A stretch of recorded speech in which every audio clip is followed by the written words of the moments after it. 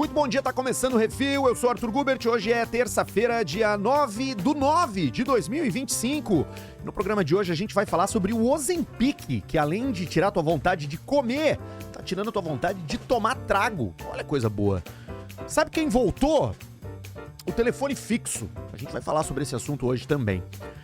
Mas o assunto da semana, especialmente no mundo tech, é a inteligência artificial ser uma bolha. Vamos olhar com um pouco mais de profundidade nesse assunto em cima de um artigo da The Atlantic que eu separei para o programa de hoje. Tem também a Nike abandonando o slogan Just Do It, trocando para outra coisa.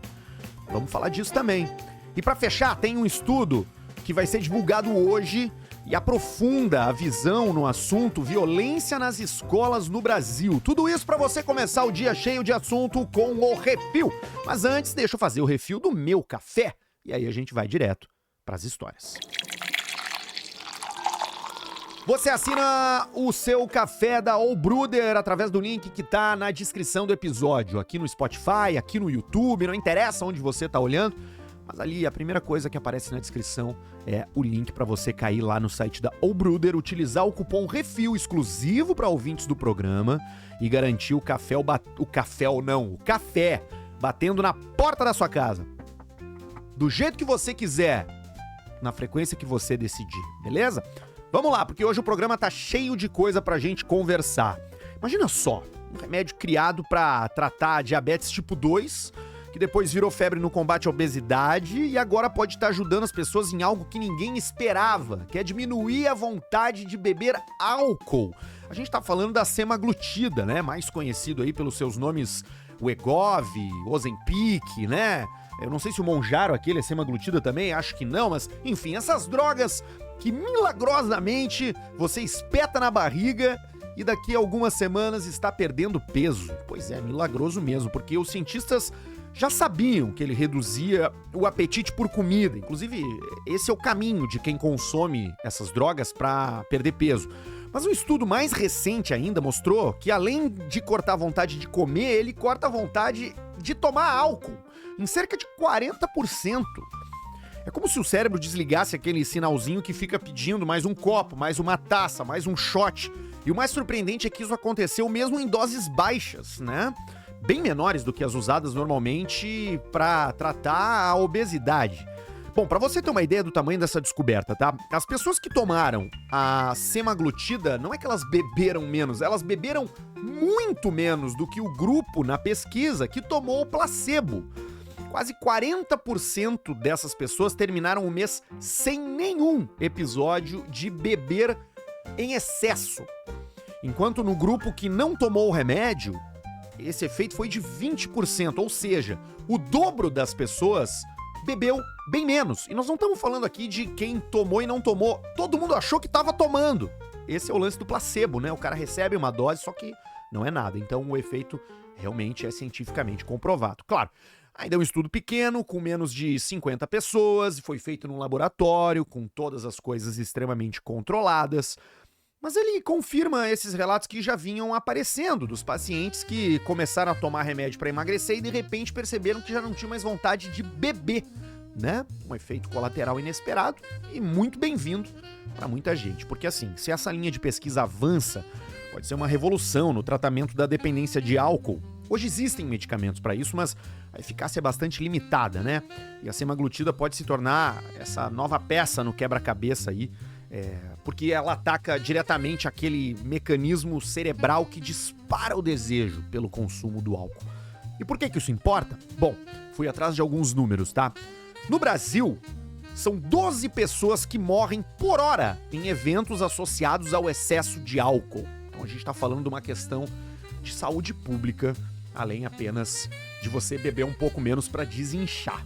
Bom, resumindo, um remédio que começou como tratamento de diabetes pode virar um aliado não só contra a obesidade, mas também contra a dependência do álcool. É a ciência lembrando a gente que às vezes as soluções para os problemas complexos aparecem aonde ninguém imaginava. Bom, eu nunca experimentei, eu nunca tomei, e eu acho que quando soluções como essa, que resolvem um problema que estava há muito tempo para ser resolvido, aparecem, há de haver alguma coisa errada.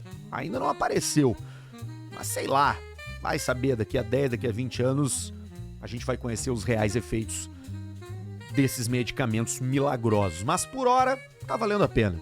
Seja para emagrecer, seja para diminuir no álcool. Agora imagina a cena, uma menina de 10 anos ganhou um telefone. Mas não é um iPhone, não é um Samsung, não é nada, né, que vibre, que tenha notificações, que tenha aplicativos. É um telefone fixo, com fio enroladinho, aquele, lembra? Que nós todos aqui que estamos ouvindo o programa crescemos usando. Parece estranho em 2025, mas em um bairro da cidade de Portland, nos Estados Unidos, isso virou uma tendência. Tudo começou porque alguns pais já estavam de saco cheio da pressão dos filhos pedindo celular, né? Ao mesmo tempo, eles sabiam que dar um smartphone muito cedo é abrir porta para redes sociais, para ansiedade, para distrações, todos esses problemas que a gente já sabe que existem. Então veio uma solução retrô: instalar um telefone em casa. Resultado? Um pequeno clube do fixo, com 15 a 20 famílias aderindo, e agora as crianças ligam umas para as outras, né? Sem precisar passar pelo WhatsApp dos pais. E o mais curioso foi o efeito colateral, porque como esses telefones ficam em lugares centrais da casa, ele não fica no quarto, né? Ele fica na sala ali, ao ouvido de todo mundo. As crianças não podem se esconder para conversar. Resultado, elas estão aprendendo a ouvir melhor, a se apresentar, né? A esperar a vez de falar. É comunicação na prática, sem emoji, sem filtro. Uma mãe contou que o filho no começo gritava no telefone, como se estivesse num megafone, né? Tipo, alô, tá aí, tá em casa. Porque não conhecia. Só que agora essa conversa já é bem mais calma, ele já dá risada, já conta histórias, né? É treino de empatia em tempo real. Bom, esse movimento não tá sozinho, não. Em Nova Jersey, outra cidade, outro estado, um grupo de pais criou o Balance Project. Eles perceberam que o problema não era só limitar as telas, mas dar alternativas no mundo real. Então as crianças começaram a ir de bicicleta juntas para a escola, como se fazia antigamente. Até eu li esses dias, tá, uma estatística de que hoje menos de 10% das crianças nos Estados Unidos vai à escola de bike. E a gente via, né, nos filmes aquela coisa dos subúrbios, a criançada toda junta de bicicleta. Então, né, são alternativas verdadeiras aí para esse problema do excesso de telas, do excesso de dopamina rápida, do excesso de tarefas no smartphone. Há quem veja nisso um resgate de infância analógica, né? Ligar o telefone de casa, brincar na rua andando de bicicleta. Claro que ainda vai chegar a era dos smartphones. A ideia aqui não é repelir completamente isso, nem ignorar que a tecnologia exista, mas é retardar o máximo possível, segurar até onde dá. Especialistas falam em redes sociais a partir dos 16 anos, smartphones a partir dos 14, apenas com função de mensagem e de ligação. Então a gente sabe que, né, quanto mais tempo puder evitar, melhor. Porque no fundo essa história mostra que educar é um ato coletivo. Tem aquela frase, né? It takes a village to raise a children, não é? Então assim, tá aqui o village. Várias famílias tomando a decisão em conjunto, porque se é um pai só que liga um telefone fixo no meio da casa, o filho dele vira o estranho da escola. Então, se você achou interessante, converse com os pais dos amigos dos seus filhos, por mais estressante que isso possa ser, já que a gente sabe que reunião de escola não é o lugar mais legal do mundo. Agora, a sua casa pode se tornar um lugar muito mais legal se outras famílias estiverem na mesma batida. Desde a semana passada, os portais tech e de business estão falando sobre inteligência artificial ser uma bolha, né? Várias ações diminuíram de valor, caiu mesmo, começou a surgir papo aqui, papo ali sobre inteligência artificial não ser isso tudo, ser só um hype, uma coisa legal, né? Nos venderam a ideia de que ia fazer tudo mais rápido, principalmente programação. E é sobre esse assunto que eu quero falar aqui, tá? Teve um estudo recente feito com desenvolvedores experientes e dividiu esses desenvolvedores em dois grupos. Um grupo usando inteligência artificial para fazer um sistema, né, para programar um sistema, e um grupo sem inteligência artificial para programar um sistema como os humanos fazem até então, usando o seu próprio cérebro. Palpite dos especialistas antes do experimento era que a IA deixaria o trabalho quase 40% mais rápido. A sensação dos desenvolvedores depois, eles disseram que talvez ficou 20% mais ágil o trabalho de programação. E a realidade medida, quem usou a inteligência artificial para programar demorou 20% a mais. Olha aí, ó. Por quê? Porque a inteligência artificial erra com confiança. É tipo um estagiário genial, né? Só que distraído. Ele parece brilhante, mas tu perde tempo revisando, reescrevendo e conferindo detalhe por detalhe. Esse choque ajuda a entender o momento, né? E por que estão falando em bolha. A bolsa, né, tava explodindo com a promessa e agora, com uma realidade cada vez mais mundana, ela voltou a cair. Muitos projetos de inteligência artificial não mexeram no resultado final das empresas e os casos de demissões em massa por substituição total ainda continuam bem raros. Existe um nome para isso na economia da inovação, né? Que é a curva J da produtividade. No começo cai, e aí você gasta tempo aprendendo a usar, muda o processo, ajusta a equipe, e se der certo, depois dispara. Como um J mesmo, né? Faz primeiro uma voltinha e depois sobe lá para cima. Enquanto isso, tem outro freio, tá? Que é a lacuna capacidade e confiabilidade. Explicando como se você tivesse 12 anos esse conceito. A IA sabe fazer um monte de coisa, mas não sabe fazer sempre certo. Em laboratório, ela acerta metade das vezes. No mundo real, metade não basta, porque os seres humanos ainda acertam muito mais. Agora, junta esse motor que ainda engasga com a economia inteirinha apostando que logo logo virá um salto de produtividade, né? Data centers brotando, chips voando, trilhões em valor de mercado encontrado em poucas empresas. Será mesmo? A questão não é se a bolha da inteligência artificial existe ou não existe, se é uma ilusão ou se não é uma ilusão. É quando isso vai acontecer. A pergunta importante não é se a IA vai mudar tudo, e sim quando e onde ela realmente gera valor confiável. Muito provavelmente, essas empresas que hoje valem trilhões de dólares, como a Nvidia, por exemplo, que produz microchips, que vende para Tesla, vende para não sei o que, parará, e tava com as ações lá no alto. Talvez o valuate dessas empresas seja bastante ligado ao hype, mas muito provavelmente esse valor deve crescer ao longo do tempo, porque sim, as inteligências artificiais economizam tempo em várias tarefas. Então, é uma bolha? Talvez. A pergunta é, quando ela vai estourar? Imagina que depois de 40 anos dizendo pro mundo "Just do it", a Nike resolve virar o jogo e deixar de afirmar para perguntar "Why do it?". Pois é, esse é o novo slogan. À primeira vista parece estranho.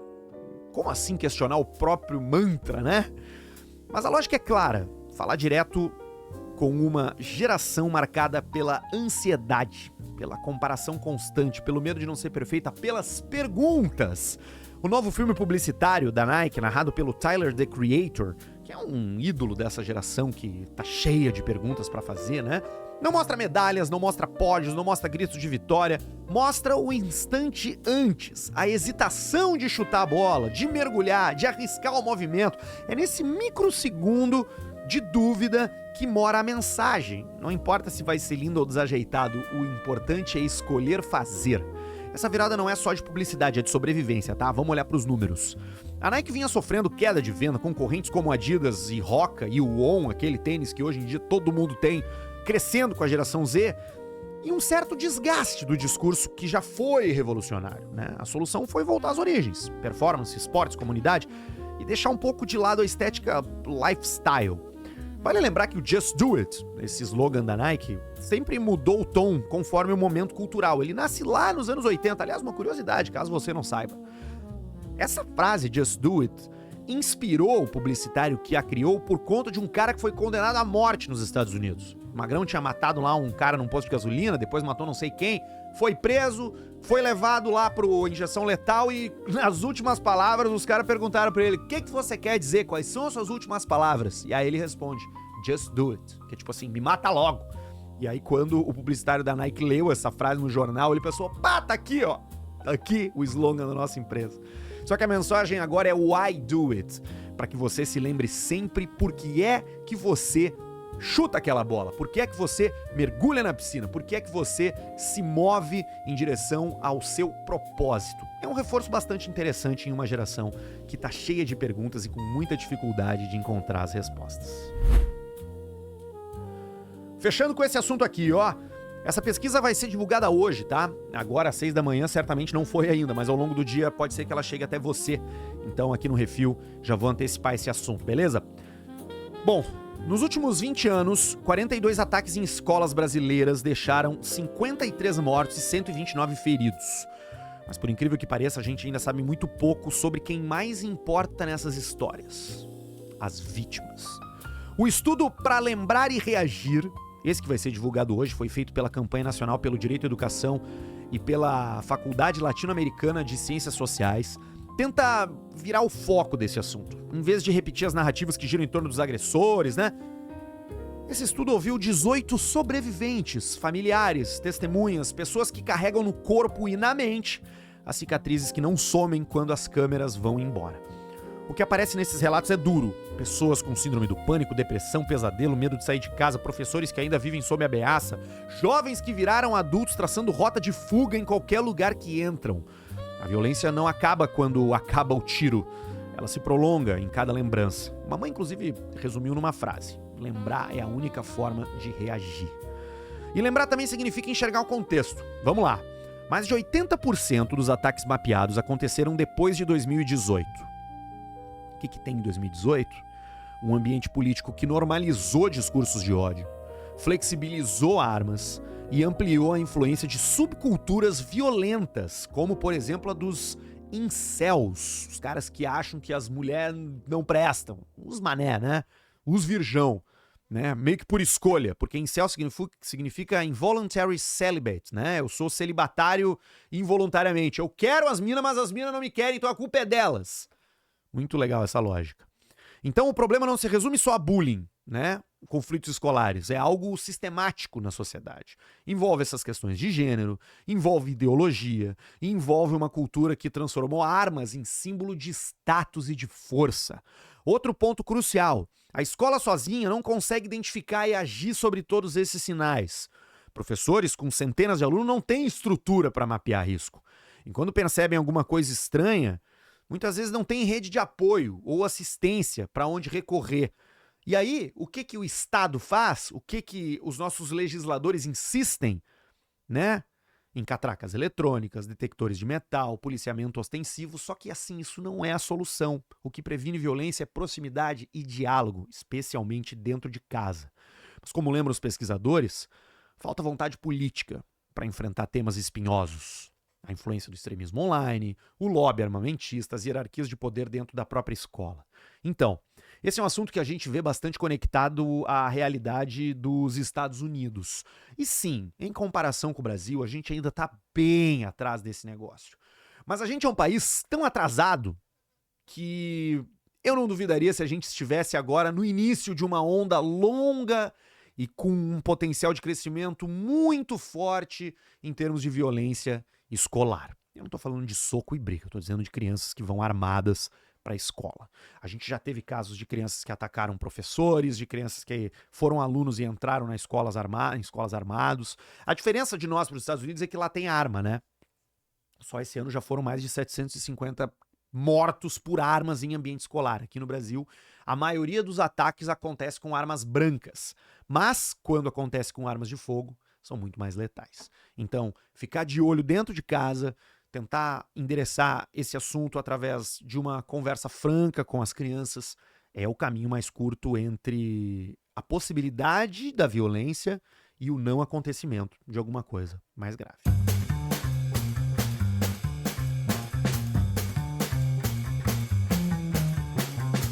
O Refil fica por aqui nessa terça-feira. Desejo a todo mundo uma boa semana. Lembrando, né, que esse programa não é um noticiário. Você não vem pra cá pra ficar sabendo do Breaking News. Era que de vez em quando tem alguma coisa do dia. A proposta aqui é aumentar o teu repertório. É atualizar as bases do teu conhecimento para que você seja uma pessoa muito mais interessante aí no seu grupo da família, no grupo do trabalho, aonde quer que você ande. Então, o Refil é uma revista que vai ao ar de segunda a sexta às 6 da manhã no YouTube, no Spotify, e no YouTube você se inscreve, no Spotify você compartilha e no Instagram você segue, porque lá tem cortes todos os dias, @RefilPodcast no Instagram. Não se esqueça de dar uma nota também no Spotify, de seguir no Spotify, de compartilhar com seus amigos, beleza? Devagarinho a gente vai indo e amanhã tem mais. Eu sou o Arthur Gubert, Desejo um bom dia pra você e até amanhã.